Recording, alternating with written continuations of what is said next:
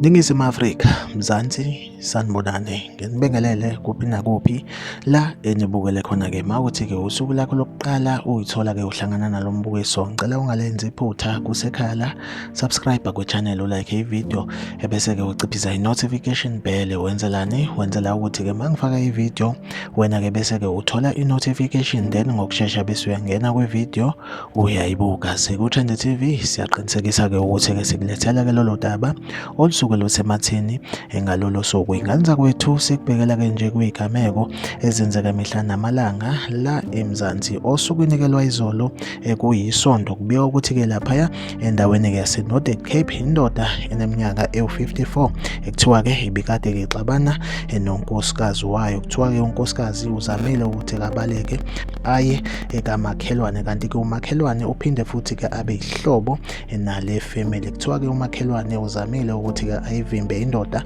kodwa indoda yakhipha isibhamu yadubula umakhelwane walimala. Kuthiwa-ke indoda ibe isingena endlini yafike yadubula unkosikazi washona.